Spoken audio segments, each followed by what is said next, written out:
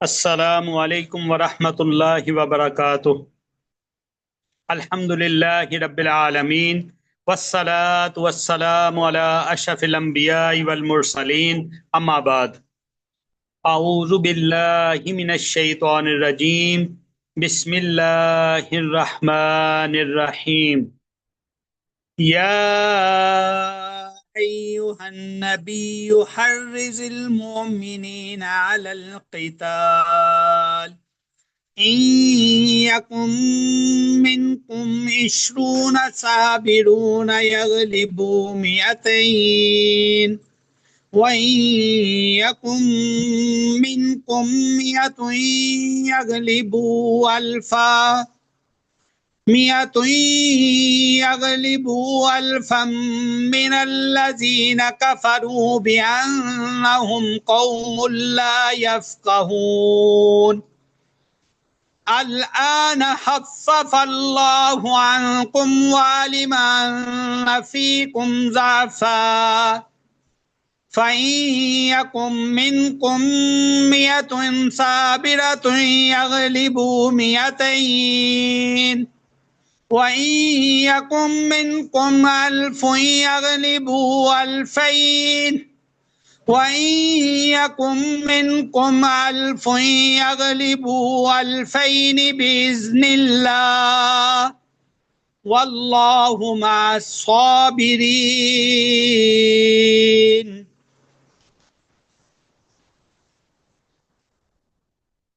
ए नबी सल्लल्लाहु अलैहि वसल्लम, मुसलमानों को जिहाद की तरगीब दो। अगर तुम में 20 आदमी साबित कदम रहने वाले होंगे तो वो 200 पर गालिब आएंगे, और अगर तुम में 100 होंगे तो 1000 काफिरों पर गालिब आएंगे, इसलिए कि वो लोग कुछ नहीं समझते। अब अल्लाह ने तुमसे बोझ हल्का कर दिया और मालूम कर लिया कि तुम में किस कदर कमजोरी है। बस अगर तुम साबित कदम रहने वाले हों तो 200 पर 100 गालिब आएंगे, और अगर 1000 होंगे तो अल्लाह के हुक्म से 2000 पर गालिब आएंगे, और अल्लाह सब्र करने वालों के साथ है। इन्नल्लाह युहिब्बुनल्लज़ीना युक़ातिलूना फ़ी सबीलिही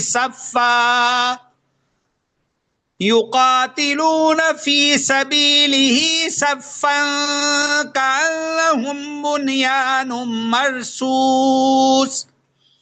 बेशक अल्लाह तो उनको पसंद करता है जो उसकी राह में सफ बांध कर लड़ते हैं, गोया वो सीसा पिलाई हुई दीवार हैं। व उखरा तुहिब्बूनहा नस्रुम मिनल्लाहि व फतहुन करीब व बश्शिरिल मुमिनीन। और दूसरी बात जो तुम पसंद करते हो, अल्लाह की तरफ से मदद है और जल्दी फतह, और ईमान वालों को खुशखबरी दे दो।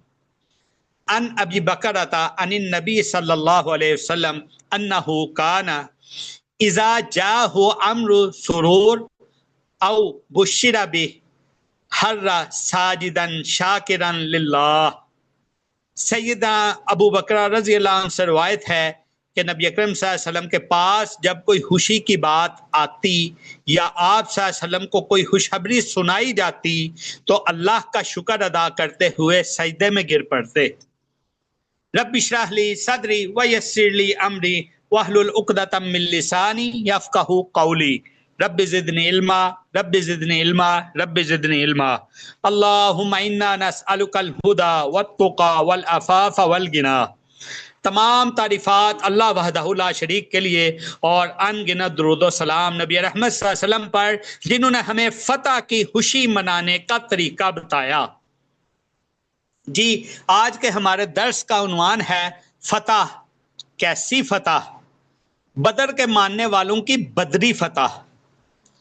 अमूमी तौर पर ऐसा होता है कि किसी भी तालीमी इदारे या तालीमी सेशन में इस बाग के दौरान कभी कभार अजाफी दुरूस का अहतमाम भी किया जाता है।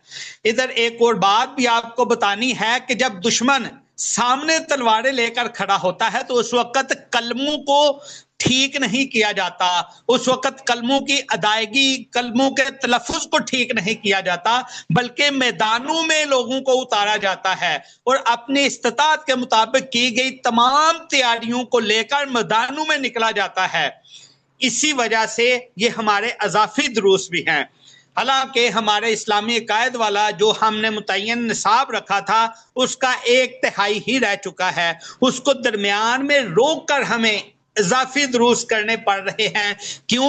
इसी चीज को बुनियाद बनाते हुए कि जब भी दुश्मन से टाकरा होता है तो उस वक्त कलमों के तलफ़ुज़ की तरफ नहीं जाया जाता, बल्कि दुश्मन से नबुर्द अज़मा हुआ जाता है। तो इसी हालात के पेश नज़र आप लोगों की स्पेशल तवज्जो दरकार है। दर्स लंबा होगा, अगर ख़त्म हो गया तो लिंक से दोबारा शमूलियत की भी दरख्वास्त करता हूँ और इंशाअल्लाह रिकॉर्डिंग भी मौजूद होगी, उस रिकॉर्डिंग से भी फ़ायदा उठाया जा सकता है।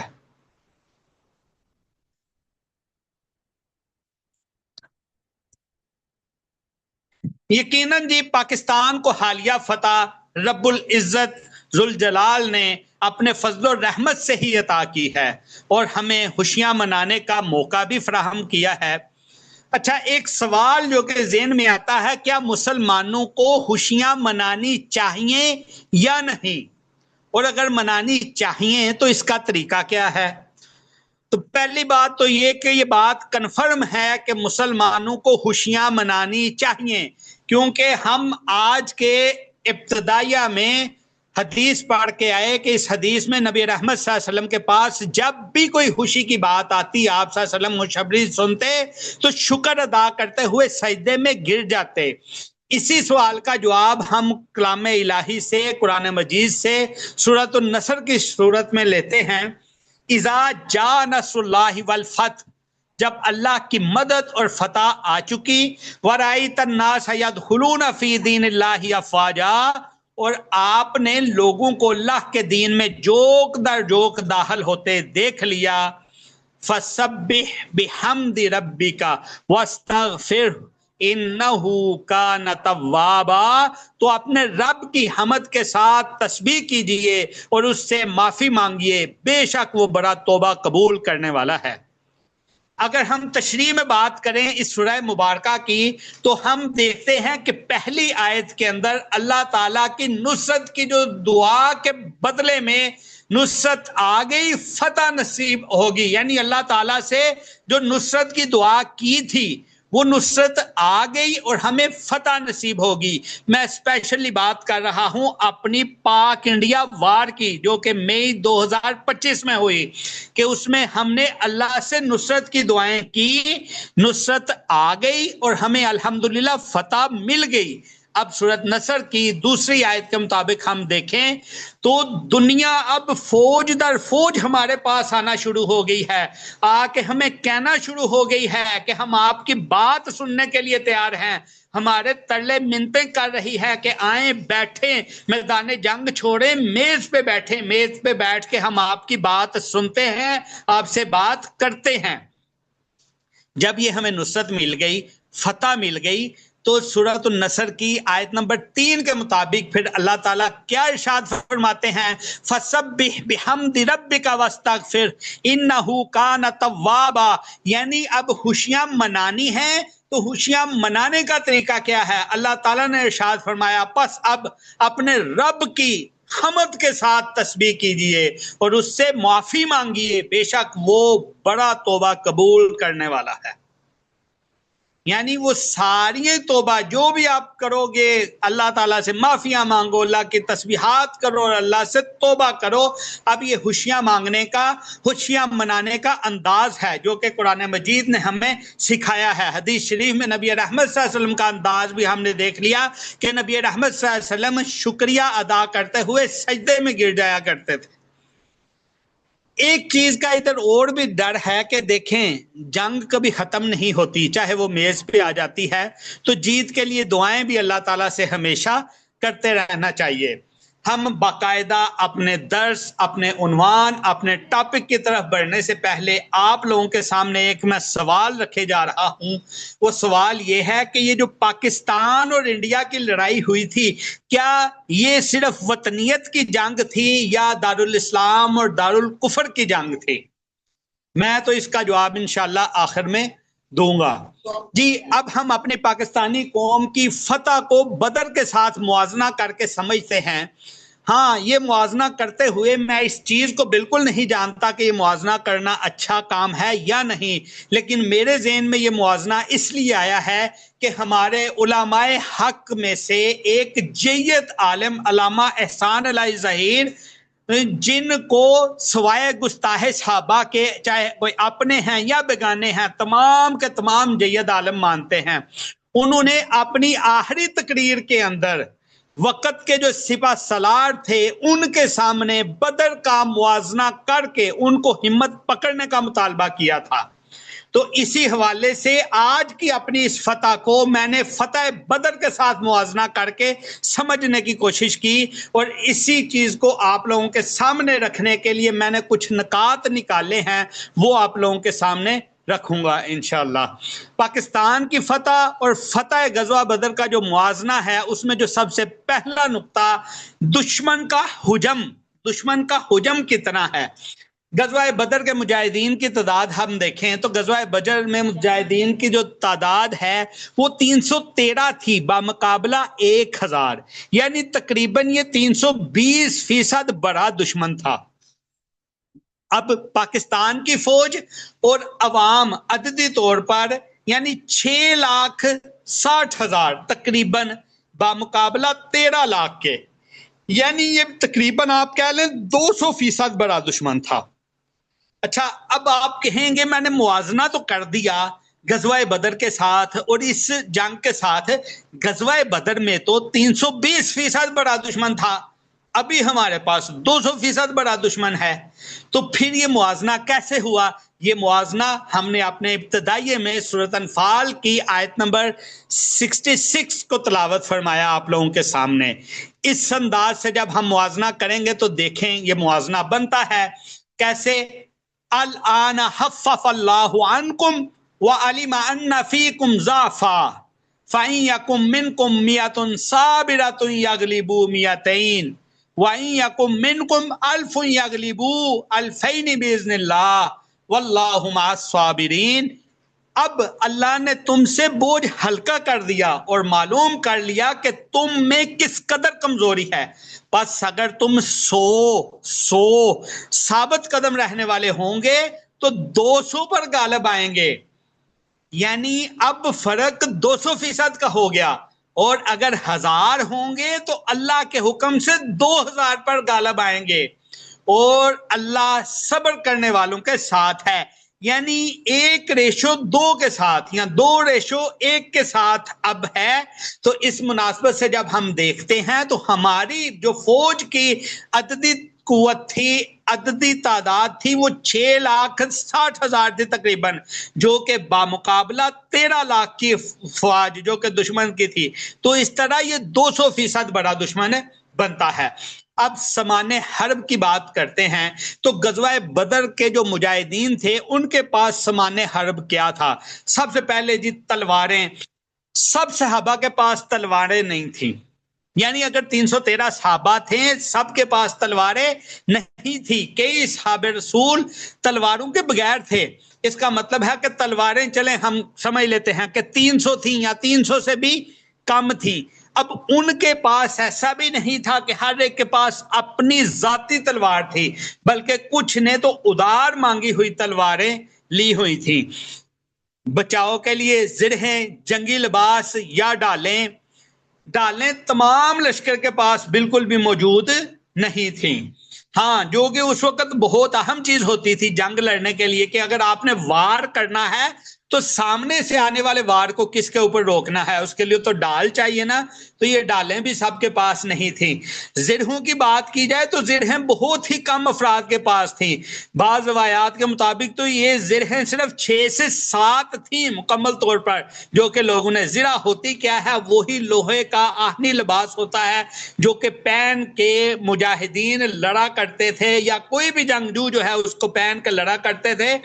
अक्सर हम में से पुराने लोगों ने जो है वो शायद उसका मुशाहिदा ना भी किया हो, जो हमारी नई है पौध, नई जो नस्ल है उसने मुशाहिदा किया है, मुख्तलिफ ड्रामों में उसने देखा होगा, टीवी में देखा होगा, तस्वीर में। यानी वो ज़िरा जो है वो पाँव से लेके सर तक आहनी लिबास हुआ करता था। जिस जगह के ऊपर जोड़ चाहिए होता था उधर जोड़ आ जाया करता था।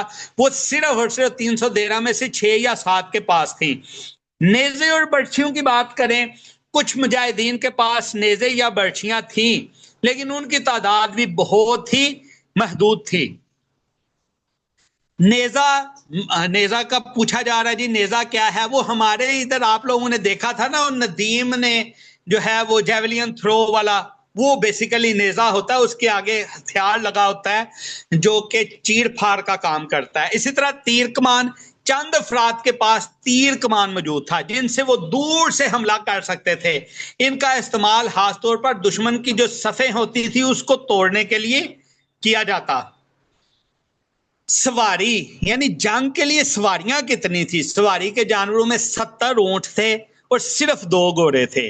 सहाबा बारी बारी ऊंटों पर सवार होते और मैदान हरब की तरफ जाते। नबी रहमत सल्लल्लाहु अलैहि वसल्लम भी हजरत अली और इसी तरह हजरत अबू लुबाबा रज़ियल्लाहु अन्हुमा के साथ बारी बारी ऊंट पर सवार होते थे। अब पाकिस्तान के पास सामान हरब क्या था? तलवारों के मुतबादिल पाकिस्तान के पास बंदूकें, बिलाशुबा दुश्मन के मुकाबले में तो इंतहाई कम, क्योंकि तादाद ही कम है तो बंदूकें भी कम। जिरहों के मुतबादिल बुलेट प्रूफ जैकेट्स। अब अगर तमाम की तमाम अफवाज जितनी भी है हमारी, जो 6,60,000 हम कह रहे हैं, उन सबको भी अगर ये बुलेट प्रूफ जैकेटें पहना दी जाती तब भी ये दुश्मन के मुकाबले में आधी तादाद ही बनती है, क्योंकि दुश्मन तो 13 लाख है। नेज़े और बर्छियों के मुकाबले में अब मशीन गन्ने हैं। इसी तरह मशीन गनों का जिक्र भी अगर हम करें तो हमारी जितनी भी बॉर्डर के ऊपर पोस्टें हैं वो दुश्मन के इतने बड़े मुल्क के, जो कि अमूमी तौर पर कहा जाता है हमसे 10 गुना बड़ा है, के मुकाबले में तो जाहिर बात है मशीन गन्ने भी बहुत कम है। इसी तरह अगर हम तीर कमान के मुकाबले में बात करें तो आजकल के दौर में टारगेटेड मिसाइल जो हैं, अल्हम्दुलिल्लाह जदीद तकाज़ों के मुकाबले हमारे पास भी वाफर मिसाइल टेक्नोलॉजी मौजूद है, जो कि किसी सूरत भी दुश्मन के मुकाबले में ज्यादा नहीं, क्योंकि दुश्मन इतना बड़ा है, उसके पास टेक्नोलॉजी ज्यादा है हमसे। लेकिन अल्हम्दुलिल्लाह जदीद तकाज़ों के मुताबिक हमारे पास भी वाफर मिसाइल टेक्नोलॉजी मौजूद है, जो कि हमारी इस्तिताअत के मुताबिक है, जो कि हमने तैयार कर रखी है। लेकिन फिर भी हमें दुश्मन के मुकाबले में टेक्नोलॉजी पर किसी किस्म का कोई फख्र नहीं, बल्कि हमेशा अल्लाह से नुसरत का ही ईमान और यकीन है। सवारी के जानवरों के मुकाबले में आजकल जहाज हैं, बहरी जहाज हैं, टैंक हैं, हेलीकॉप्टर्स हैं वगैरह। अल्हम्दुलिल्लाह तमाम जहाज़ों, बहरी जहाज़ों, टैंकों, हेलीकॉप्टर्स वगैरह के नाम लेने की बजाय सिर्फ इतना जरूर बताते हैं कि अगर दुश्मन के पास राफेल है तो हमारी इस्तिताअत के मुताबिक हमारे पास भी उसका बंदोबस्त मौजूद है, चाहे वो GS-17 के शक्ल में हो, J-10 की शक्ल में हो। इसी तरह ही बाकी सवारियां भी जितनी हैं, बहरी जहाज, टैंक, हेलीकॉप्टर वगैरह, उनका मुतबादल बंदोबस्त भी अल्हम्दुलिल्लाह हमारे पास मौजूद है हमारी इस्तिताअत के मुताबिक। जदीद अंदाज के जो हैं दिफाई निज़ाम या कंप्यूटराइज हथियार या सैटेलाइट सिस्टम, वो भी अल्हम्दुलिल्लाह हमारी इस्तिताअत के मुताबिक, जितनी हमारी इस्तिताअत है, हम इस मैदान में भी अल्लाह के फजल से, अल्लाह की तरफ से खूब नवाजे गए हैं। और आजकल के दौर में सबसे ताकतवर समझा जाने वाला हथियार एटमी हथियार, अल्हम्दुलिल्लाह अल्लाह के फजलो करम से हमें इस हथियार का भी अल्लाह ने हामिल बना रखा है और इसी हथियार की बदौलत हमें इस्लामी दुनिया अपना लीडर समझती है और पाकिस्तान को अपना किला तस्लीम करती है। अब अगला नुक्ता अगर हम बात करें क़ियादत और सिपहसालार की, तो गज़वा बदर में मुजाहिदीन के पास क़ियादत करने वाली हस्ती नबी रहमत सल्लल्लाहु अलैहि वसल्लम थे और मुकाबल में दुश्मन की क़ियादत करने वाला अबू जहल था। और अगर हम आज की बात करें तो पाकिस्तानी फौज की क़ियादत करने वाला सिपहसालार और क़ियादत भी जो अल्हम्दुलिल्लाह हाफ़िज़ कुरान क़ियादत, जो कि ऑपरेशन के नाम को भी कुरानी आयत के मुताबिक ही रखता है, यानी बुनियान मरसूस रखा उसने नाम, सीसा पिलाई दीवार, मुस्तहकम इमारत। और इसी तरह सुनते नबी सल्लल्लाहु अलैहि वसल्लम की पासदारी करते हुए मार्का राई भी नमाज फजर के वक्त की, नमाज फजर की अदायगी के बाद जो है तिलावत कुरान पाक के बाद उस मार्का राई का आगाज किया। और दुश्मन, अब हम सोचते हैं और दुनिया भी हमें यह बता रही है कि जो हमारा दुश्मन है यानी मोदी, वो भी अपने वक्त का अबू जहल ही है। बिल्कुल, मोदी भी अपने वक्त का अबू जहल ही है। हम दुश्मन इंडिया के आर्मी चीफ को सिपहसालार इसलिए नहीं समझ रहे क्योंकि हम भी ये जानते हैं और दुनिया भी जानती है कि जंग मांगने वाला, जंग का हाहा इंडियन फौज के सरबराह नहीं, बल्कि इनका जो अबू जहल वजीर आजम नरेंद्र मोदी है, जो कसाब है, जो बुचर है, बुचर ऑफ गुजरात कहलाता है, वो था।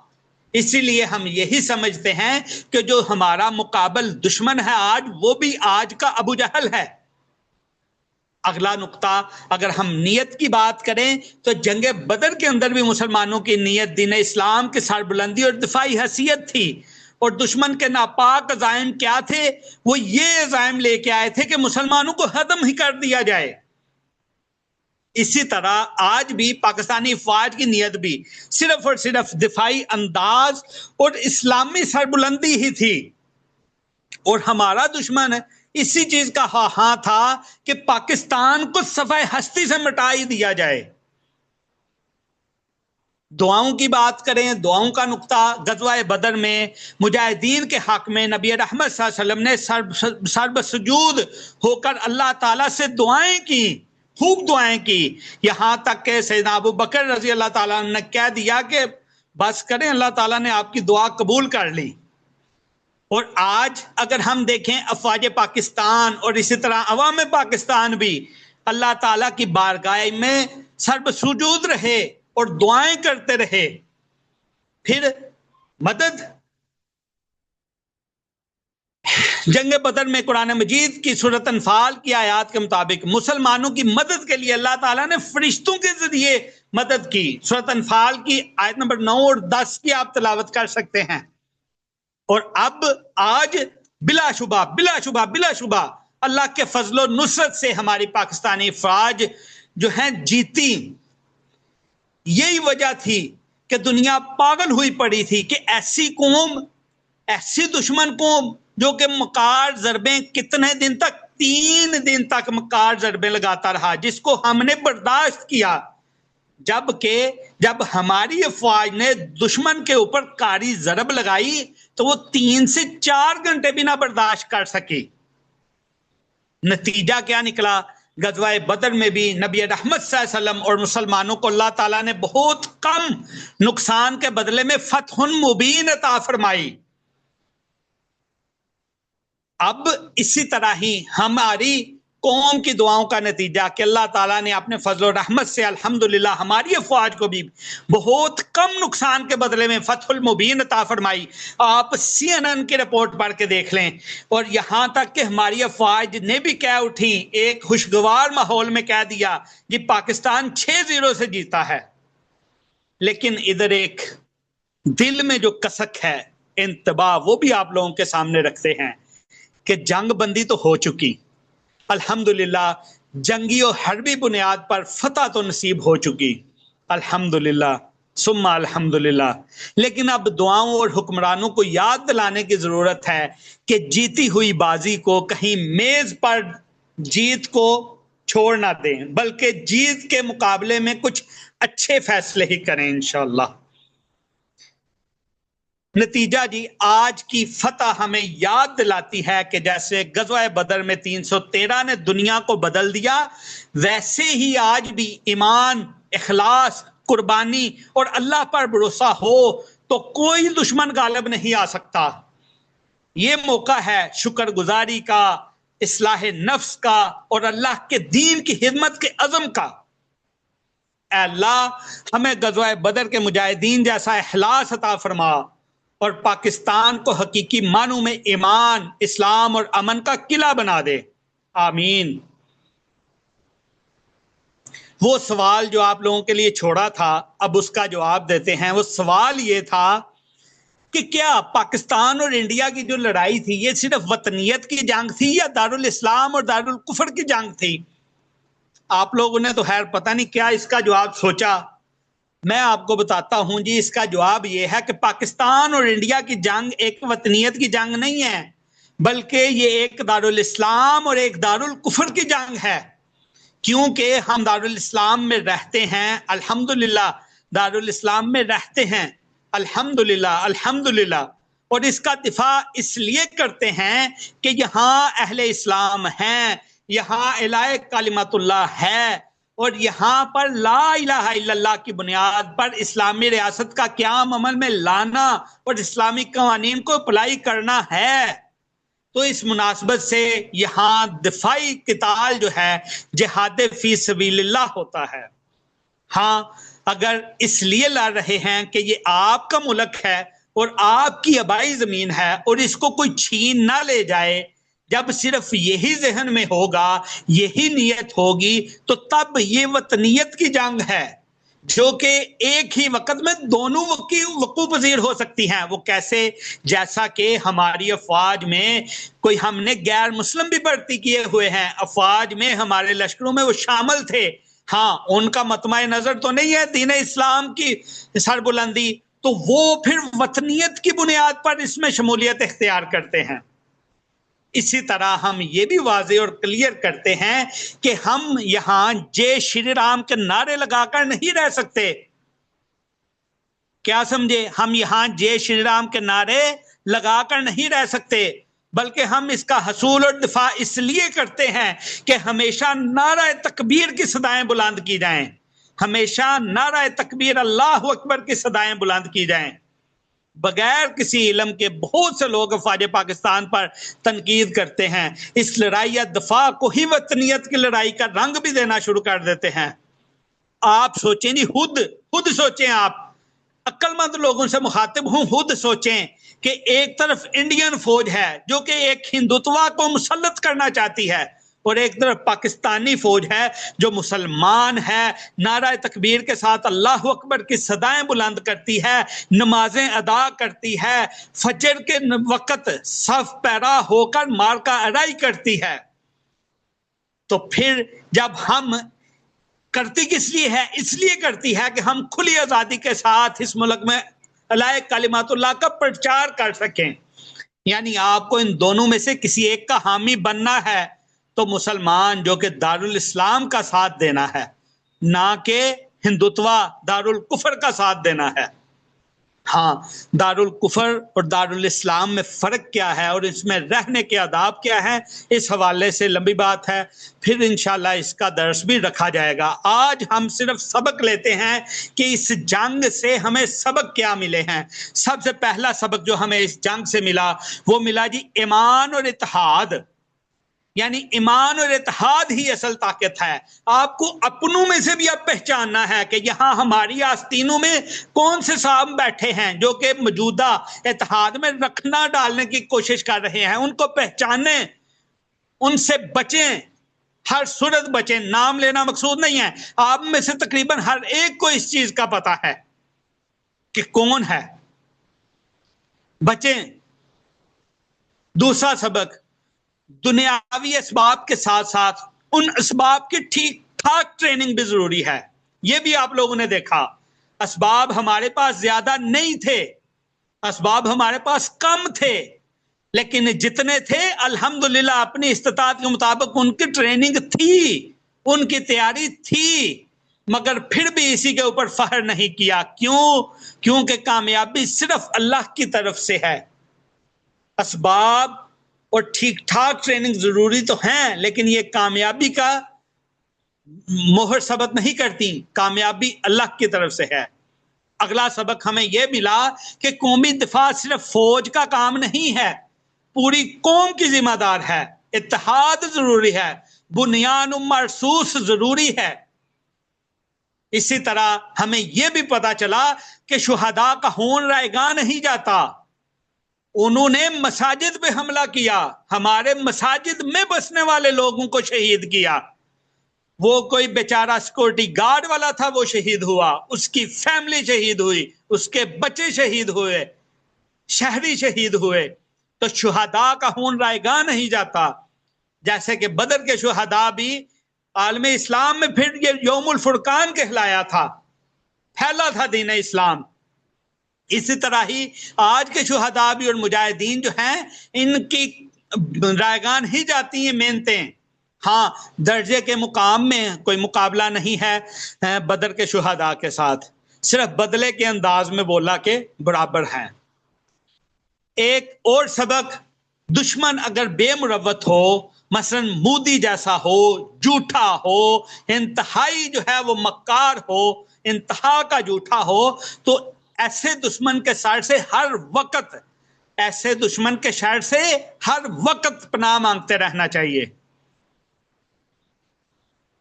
अल्लाहुम्मा हफ़िज़ पाकिस्तान व अहलहा व जैशिहा मिन कुल्लि सूइन मिन कुल्लि शर्रिन व सूइन, आमीन। ये आज का हमारा स्पेशल दर्स था। कोशिश की कि आप लोगों के सामने अपना एक मुआजना जो है वो हम रख सकें। तो किसी का कोई सवाल इस हवाले से है तो हमारे पास 3 मिनट हैं, सवाल ले लेते हैं।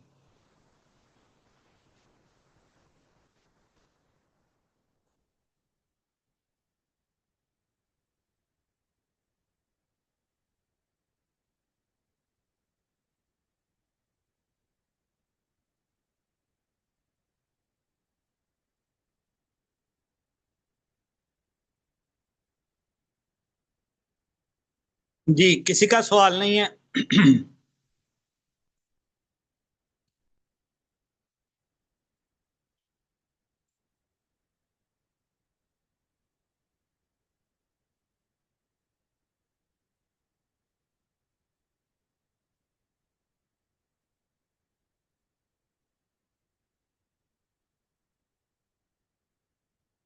ठीक है, फिर हम इसी पे इक्तफा करते हुए अपनी क्लास का इख्तिताम करते हैं जी, इंशाअल्लाह। सुब्हानकल्लाहुम्मा व बिहम्दिका अशहदु अल्ला इलाहा इल्ला अंता अस्तगफिरुका व अतूबु इलैक। अस्सलामु अलैकुम व रहमतुल्लाहि व बरकातुहू।